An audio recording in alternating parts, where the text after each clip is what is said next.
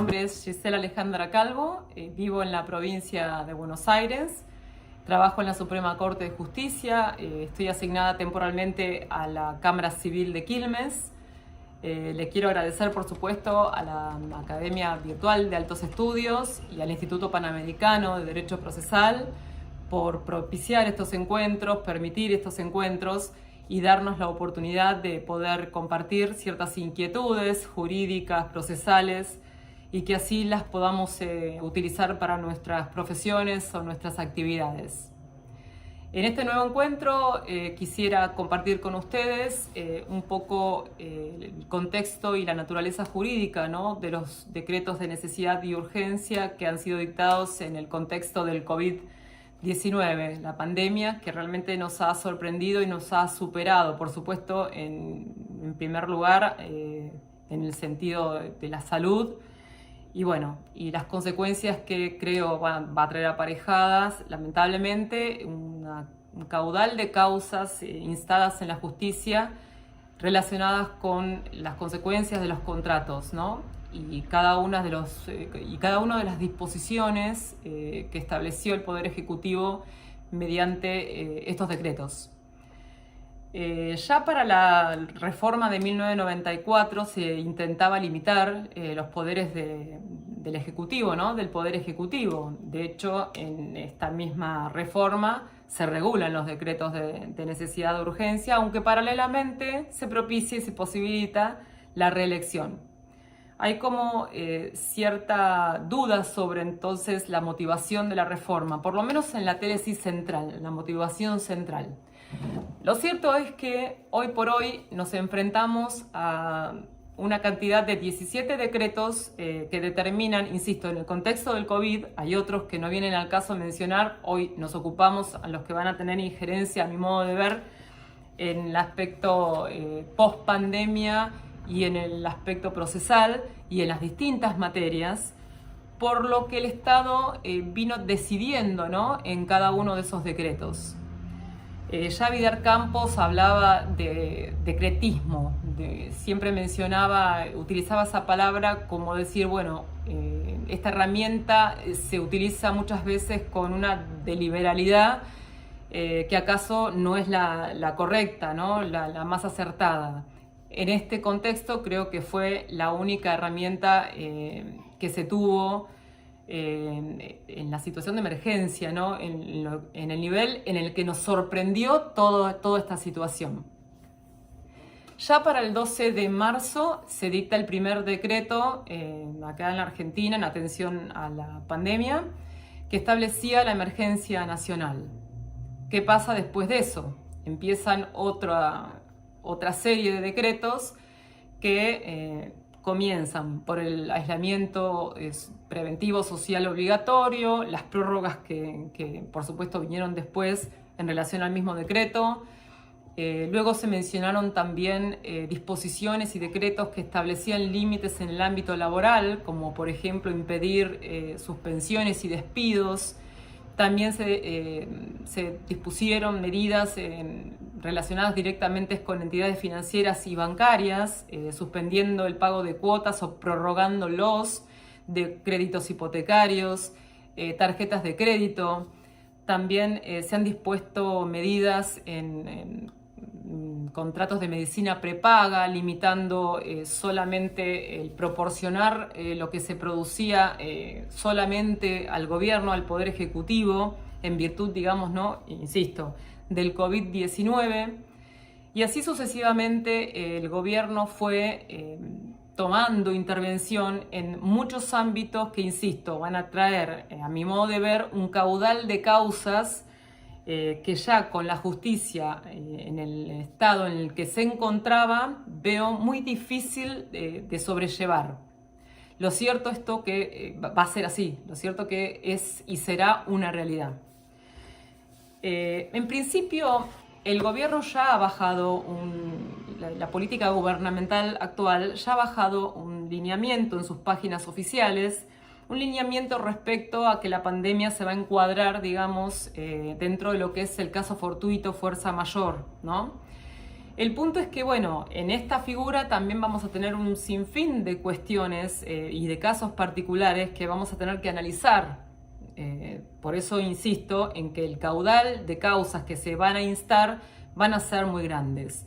Un ejemplo de la fuerza mayor es que no se excluye en una de sus disposiciones taxativas en el Código Civil, es que no se excluye la responsabilidad, que en todo caso se suspende hasta tanto esa causal ya no acontezca. De todas maneras, entre todas estas problemáticas que estoy viendo que se avecinan, también es cierto que el gobierno tenía pensado en su agenda, como cualquier mandato que se inicia cuando un presidente es elegido democráticamente, tenía una agenda prevista que por supuesto se desvió notoriamente de los intereses, ¿no? Hoy dentro de los ministerios, 21 ministerios que estableció el gobierno a nivel nacional, estamos viendo ministerios que se están dedicando, por ejemplo, a una problemática también que es mundial sobre el tratamiento de los residuos patológicos, ¿no? De lo que decanta, de lo que queda del COVID. Insisto, esta es una cuestión y una problemática que se viene manejando a nivel mundial. El punto igualmente, y a lo que quiero ir con todo esto, es que es un momento en el que frente a todo este impacto que por supuesto nos desbordó a todos y realmente nos sorprendió a todos, frente a este marco regulatorio, político normativo, digamos, vamos a tener que tener cierto cuidado con lo que cada uno de nosotros haga, tanto siendo operador, funcionario de justicia, o tanto sea abogado litigante, en cada una de estas causas que se inicien, en cada uno de estos procesos. El proceso, ¿qué va a pasar con el proceso? En semejante caudal de situaciones y de causas. Por sobre todas las cosas, es necesario que exista una razonabilidad. A lo mejor acaso es la primera vez que comparta el agregar esta adjetivación cuando se hace la reforma del Código Civil del año 2015. Siempre me preguntaba por qué agregar la palabra razonable. Entonces, ¿cómo era que decidía anterior? ¿Cómo decidía cómo se hacían las sentencias si es que no tenía una razonabilidad? Es la primera vez que digo, necesitamos el principio de las normas en general, el principio de proporcionalidad, necesidad y razonabilidad en el proceso. Vamos a tener que tener en cuenta que nos estamos enfrentando a dos cuestiones sustanciales, a un conjunto de derechos fundamentales en puja, como son los derechos humanos, singulares, colectivos, el derecho a la vida, el derecho a la salud, a la libertad, contrapuestos con derechos sociales y económicos. Entonces son dos cuestiones sustanciales que van a ponerse en puja frente a cada uno de los juzgadores o frente a la justicia, sobre los que vamos a tener que tener muchísima atención. Insisto, el Estado ha tenido intervención en muchos ámbitos, en el ámbito financiero, en el ámbito laboral, en el ámbito privado, de contratos privados, en asociaciones, en la forma de trabajar con estos famosos home office, el famoso trabajo remoto. Hoy la justicia está trabajando todo prácticamente digitalmente y todavía no ha sido considerada una actividad esencial.